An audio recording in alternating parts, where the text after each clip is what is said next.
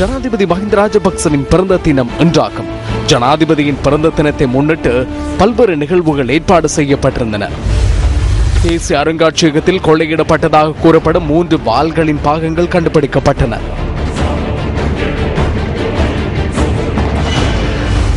பிரதம நீதியரசர் கலாநிதி ஷிராணி பண்டாரநாயக்க அவருக்கு எதிரான குற்றப்பிரேரணை விசாரணை செய்யும் பாராளுமன்ற விசாரணை தெரிவிக்குள்ள முன்னிலையில் பிரசன்னமாக இருந்தார். கொழும்பு டேம் வீதியில் அமைந்துள்ள கொழும்பு மாவட்ட செயலக கட்டடத்தில் தீ ஏற்பட்டிருந்தது. கட்டடத்தின் மேல் மாடியில் தீ முதலில் ஏற்பட்டிருந்ததாக போலீசார் தெரிவித்திருந்தனர். இலங்கையின் முதலாவது செய்மதி இன்று சீனாவின் ஷி ஷெங் செய்மதி நிலையத்திலிருந்து வெற்றிகரமாக ஏவப்பட்டது.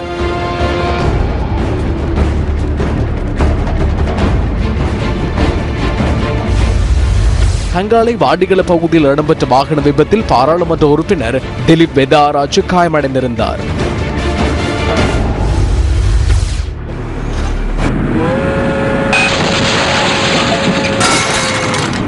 கெரிமெட்ரியா பகுதியில் உள்ள பாதுகாப்பற்ற ரயில் கடவையை கடக்க முயற்சித்த முச்சக்கர வண்டி கொழும்பிலிருந்து வவுனியா நோக்கி பயணித்த ரயிலில் மோதி விபத்துக்குள்ளானதில் 6 பேர் உயிரிழந்திருந்தனர்.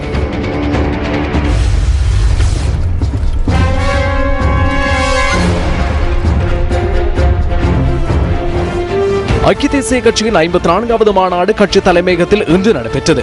மாநாட்டிற்கு செய்தி சேகரிப்பதற்காக சென்ற நியூஸ் ஃபர்ஸ்ட் ஊடகவியலாளர்களுக்கு சிறிகுத்த கட்சி தலைமையகத்திற்குள் செல்வதற்கான அனுமதி மறுக்கப்பட்டிருந்தது. அதேவேளை அனுமதி சீட்டு வழங்கப்பட்டிருந்த பலருக்கு சிறிகுத்தாவிற்கு செல்வதற்கான அனுமதி மறுக்கப்பட்டிருந்தது.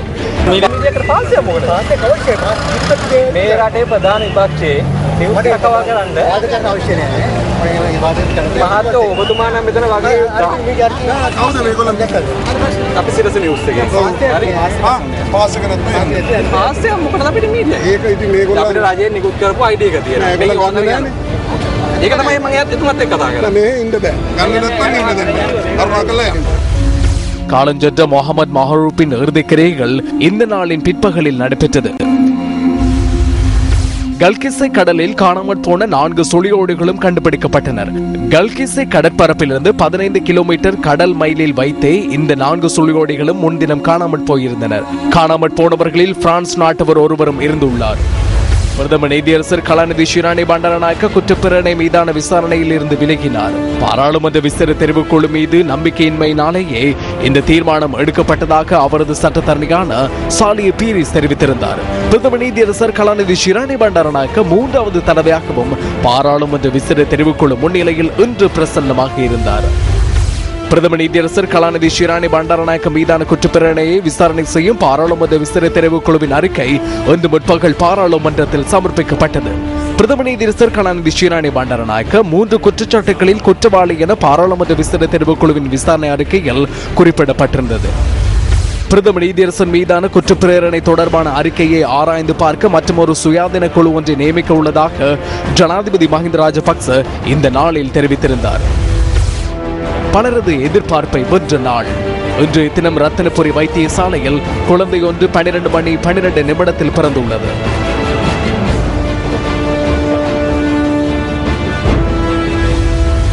பாராளுமன்ற உறுப்பினரும் ஜனாதிபதி சட்டத்தரணியுமான விஜயதாச ராஜபக்சவின் வீட்டிற்கு முன்பாக முன்தினம் இடம்பெற்றதாக கூறப்படும் துப்பாக்கிச் சூட்டு சம்பவம் தொடர்பிலான விசாரணைகள் ஆரம்பிக்கப்பட்டுள்ளதாக போலீசார் இன்றைய தினம் அறிவித்தனர்.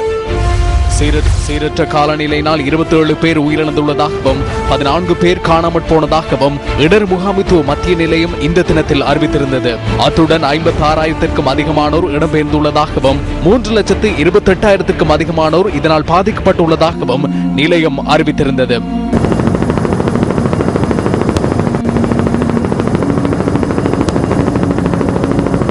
சிலாபன் நகரில் உள்ள எதிர்ஓயா நீர் பெருக்கெடுத்தோடியதன் காரணமாக சிலாபன் நகருடைய அநேகமான பகுதிகள் வெள்ளம் சூழ்ந்து காணப்படுகின்றன. இதேவேளை குறிப்பாக சிலாபம் கொழும்பு பிரதான வீதியும் இந்த வெள்ளம் சூழ்ந்து காணப்படுவதால் அதனுடைய போக்குவரத்து பாதிக்கப்பட்டிருக்கின்றது. மழை, வறட்சி, ஆழி பேரலை, வெள்ளம், மண் சரிவு போன்ற அனர்த்தங்களின் போது நெற்கதியான மக்களுக்கு நேசக்கரம் நீட்டுவதற்கு MTV MBC ஊடக வலையமைப்பும் கேபிட்டல் மகாராஜா நிறுவனமும் ஒருபோதும் பின்னிற்கவில்லை. இதனை மீண்டும் உறுதிப்படுத்தும் வகையில் பலத்த மழையினால் ஏற்பட்ட அனர்த்தங்களில் பாதிக்கப்பட்டுள்ள மக்களை தேடி சக்தி சிரச நிவாரண யாத்திரை இன்றைய தினம் தனது பயணத்தை ஆரம்பித்தது. ஹமந்தோட்டை திஸ்ஸவாவில் படகொன்று கவிழ்ந்ததில் 7 பேர் உயிரிழந்த செய்தி இன்றைய தினத்தில் பதிவாகியது. கல்வி பொதுத்தராதர சாதாரண தர பரீட்சையின் விஞ்ஞான பாட வினாத்தாளின் 1ஆம் பாகம் கசிந்துள்ளமை தொடர்பில் குற்றப்புலனாய்வு திணைக்களம் இன்று விசாரணைகளை ஆரம்பித்தது.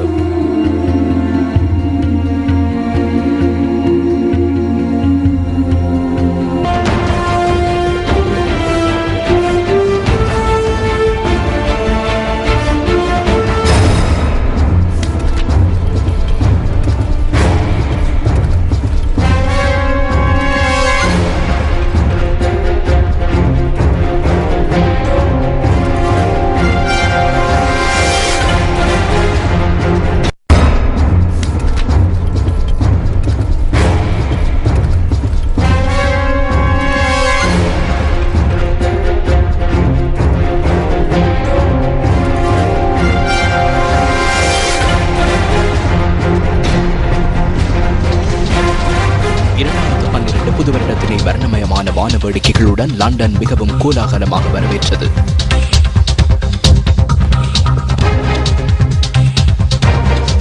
ஈராக் தலைநகரில் ஜனவரி 5ஆம் தேதி இடம்பெற்ற இரட்டை குண்டு தாக்குதல்களில் 16 பேர் வரையிலானோர் உயிரிழந்ததுடன் 36 பேர் காயமடைந்தனர்.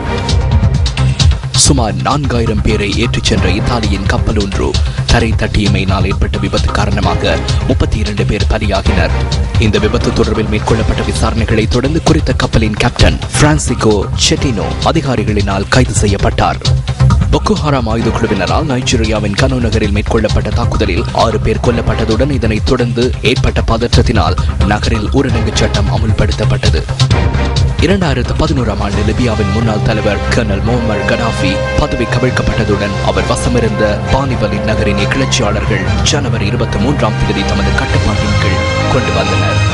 சிரியாவில் நிலவும் அமைதி தொடர்பான காட்சிகளை அந்த நாட்டின் சமூக இணையதளத்தில் பதிவேற்றம் செய்யப்பட்டிருந்தது. கிழக்கு ஆஸ்திரேலியாவில் பிப்ரவரி மாத ஆரம்பத்தில் ஏற்பட்ட வெள்ளம் காரணமாக அந்த நாட்டின் பல நகரங்களில் உள்ள 1000க்கும் மேற்பட்டவர்கள் பாதிக்கப்பட்டதுடன் நிலக்கரி சுரங்கத்துறை மற்றும் விவசாயத்துறை என்பன பாதிக்கப்பட்டன. நியூ சவுத் வேல்ஸின் வடபகுதியில் உள்ள மொரி நகரிலிருந்து 11,000க்கும் மேற்பட்டவர்கள் வேறு இடங்களுக்கு அனுப்பி வைக்கப்பட்டதாக அந்த நாட்டின் அவசர சேவை அதிகாரிகள் குறிப்பிட்டனர். இந்திய மற்றும் ஜார்ஜியாவில் உள்ள இஸ்ரேலின் தூதரகங்களை இலக்கு வைத்து பிப்ரவரி மாதம் 13ஆம் தேதி ஆயுததாரிகள் குண்டு தாக்குதல்களை மேற்கொண்டனர். புதுடில்லியில் வைக்கப்பட்ட 2 குண்டுகளில் ஒன்று செயலிழந்ததுடன் மற்றைய குண்டு வெடித்ததில் தூதரகத்துக்கு முன்பாக நிறுத்தி வைக்கப்பட்டிருந்த காருக்கு சேதம் ஏற்பட்டது. அதுவழி பெண்ணொருவரும் காயமடைந்தார். ஹொண்டுராஸ் சிறைச்சாலையில் ஏற்பட்ட தீயில் உயிரிழந்த 350 பேரில் தமது உறவுகளும் இருக்கின்றனரா என்ற துயர்மிக எதிர்பார்ப்புடன் குறித்த சிறைச்சாலை முன்றலில் பிப்ரவரி மாதம் 15ஆம் தேதி பெருந்திரளானோர் ஒன்று திரண்டிருந்தனர். பொருளாதார சீர்திருத்த பிரேரணையை பாராளுமன்றத்தில் நிறைவேற்றும் வகையில் கிரேக்க அரசாங்கம் அதன் வெளிநாட்டு பங்காளர்களை பிப்ரவரி 21ஆம் தேதி சந்தித்தது. 2வது கடன் பிணையினை பெற்றுக் கொள்வதற்கு இந்த சந்திப்பு உதவியாக இருக்கும் என எதிர்பார்க்கப்பட்டது.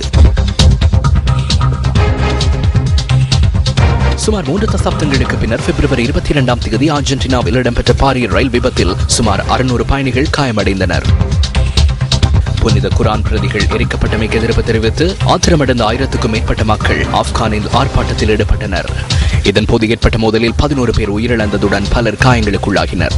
அமெரிக்காவின் வரலாற்று ரகசியங்களை வெளியிட்டதாக குற்றஞ்சாட்டப்பட்டிருந்த சந்தேக நபர் பிரெட்லி மேனிங்கின் வழக்கு பிப்ரவரி 23ஆம் தேதி விசாரணைக்கு எடுத்துக் கொள்ளப்பட்டது. எதிரிகளுக்கு உதவியமை, பொது உடைமைகளை களவாடியமை மற்றும் புலனாய்வு தகவல்களை இணையதளங்களில் வெளியிட்டமை உள்ளிட்ட 22 குற்றச்சாட்டுகள் இவருக்கு எதிராக சுமத்தப்பட்டிருந்தது.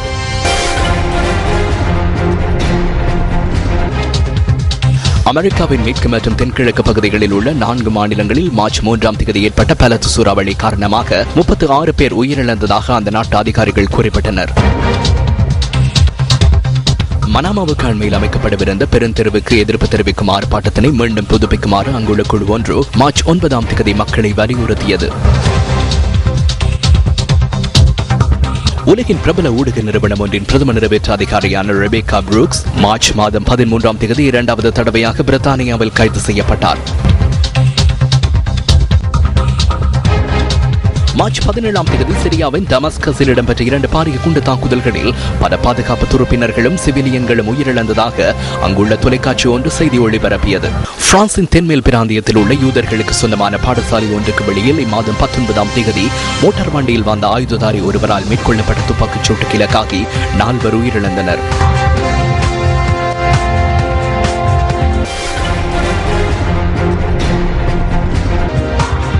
ஐரோப்பாவில் உள்ள மிக நீளமான எட்னா எரிமலை 2012 ஏப்ரல் மாதம் 1ஆம் தேதி 5வது தடவையாக குமுற ஆரம்பித்தது. இந்த எரிமலையிலிருந்து சாம்பல் புகை வெளியேறி அதனை அண்மித்த பகுதியில் உள்ள கிராமங்களில் படர்ந்து காணப்பட்டது. பாகிஸ்தானில் பனிப்பாறை சரிந்து விழுந்து அதனுள் சிக்கொண்டிருந்த 11 சிவிலியன்கள் மற்றும் 124 துருப்பினர்களை மீட்கும் போராட்டம் ஏப்ரல் மாதம் 8ஆம் தேதி இடம்பெற்றது. வடகொரிய ஜனாதிபதி கிம் இல் சங்கின் 100வது பிறந்த நாள் கொண்டாட்ட நிகழ்வுகள் கடந்த வருடம் ஏப்ரல் மாதம் 14ஆம் தேதி நடைபெற்றது. சுமார் 50,000க்கும் மேற்பட்டவர்கள் பியாங்யாங்கில் ஒன்று திரண்டு இந்த கொண்டாட்டத்தில் கலந்து கொண்டனர். ஏப்ரல் 15ஆம் தேதி ஆப்கானின் காபூல் நகரில் உள்ள மேற்குலக நாடுகளின் தூதரகங்களை இலக்கு வைத்து ஆயுததாரிகளால் சரமாரியான தாக்குதல்கள் மேற்கொள்ளப்பட்டன. இந்த தாக்குதல்களுக்கு பாகிஸ்தானை தளமாக கொண்ட தாலிபான்கள் உரிமை கோரியிருந்தனர். சிரியாவில் வன்முறைகளை கண்காணிப்பதற்கென 300 கண்காணிப்பாளர்களை அங்கு அனுப்புவதற்கான யோசனையினை ஐக்கிய நாடுகள் சபை ஏற்றுக்கொண்டது. இதற்கான அங்கீகாரத்தை பெறுவதற்கான வாக்கெடுப்பு ஐக்கிய நாடுகள் சபையின் பாதுகாப்பு பேரவையில் நடைபெற்று 1 மணித்தியாலம் கடந்த பின்னர் தொடர்ச்சியாக குண்டு தாக்குதல்கள் மேற்கொள்ளப்பட்ட சிரியாவின் ஹோம்ஸ் நகருக்கு கண்காணிப்பு குழுவினர் பிரவேசித்தனர். லைபீரியாவின் முன்னாள் ஜனாதிபதி சார்ல்ஸ் டேலர் யுத்த குற்றங்களில் ஈடுபட்டதாக ஏப்ரல் மாதம் 26ஆம் தேதி தி ஹேக்கில் உள்ள சர்வதேச குற்றவியல் நீதிமன்றம் தீர்ப்பளித்தது. மியான்மரின் ஜனநாயக செயற்பாட்டாளர் ஆங் சாங் சூகி பார்லிமெண்ட் உறுப்பினராக மே மாதம் 2ஆம் தேதி பதவி பிரமாணம் மேற்கொண்டார். இதன் மூலம் 49 ஆண்டு என்ற நீண்டகால ராணுவ ஆட்சிக்கு பின்னர் மியான்மரில் புதிய அரசியல் யுகம் மலர்ந்துள்ளதாக பல்வேறு தரப்பினரும் கருத்து வெளியிட்டிருந்தனர். கடந்த வருடம் மே மாதம் 13ஆம் தேதி மெக்சிகோவின் வடபிராந்தியத்தின் மாண்டேரா நகரின் அதிவேக வீதிக்கு அருகிலிருந்து தலை துண்டிக்கப்பட்ட நிலையில் 49 சடலங்கள் மீட்கப்பட்டன. மெக்சிகோவில் மேற்கொள்ளப்பட்ட இந்த கொலை சம்பவத்திற்கு போதைப் பொருள் கடத்தற்காரர்களுக்கும் தொடர்பு இருப்பதாக போலீசார் சந்தேகம் வெளியிட்டிருந்தனர்.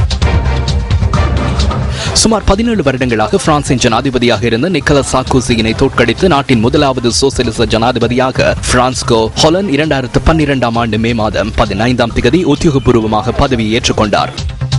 இனப்படுகொலைகளுடன் தொடர்புடையதாக தெரிவிக்கப்பட்ட செர்பியாவின் முன்னாள் ராணுவ தளபதிக்கு எதிரான விசாரணைகள் மே மாதம் 16ஆம் தேதி மீண்டும் ஆரம்பிக்கப்பட்டன.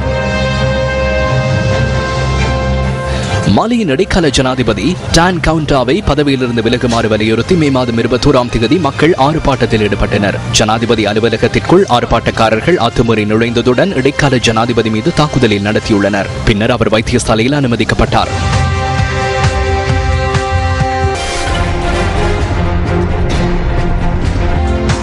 எகிப்தின் முன்னாள் ஜனாதிபதி ஹொஸ்னி முபாரக்கிற்கு ஆயுட்கால சிறை தண்டனை விதிக்கப்பட்டது. கடந்த வருடம் அரபு புரட்சியில் ஈடுபட்டவர்களை கொலை செய்வதற்கு உத்தரவு வழங்கிய குற்றச்சாட்டு தொடர்பிலேயே அவருக்கு இந்த தண்டனை வழங்கப்பட்டது.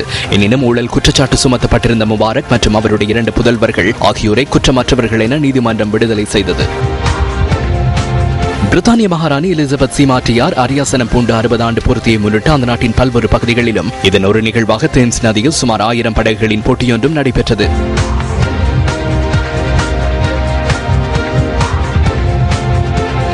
அணுசரிவாக்கல் மற்றும் அதனால் மத்திய கிழக்கு நாடுகளில் உள்நாட்டு மோதலுக்கான அச்சுறுத்தல் குறித்து ஈரானுடன் உலகின் 2 வல்லரசுகள் ஜூன் 18ஆம் தேதி பேச்சுவார்த்தையினை ஆரம்பித்தது.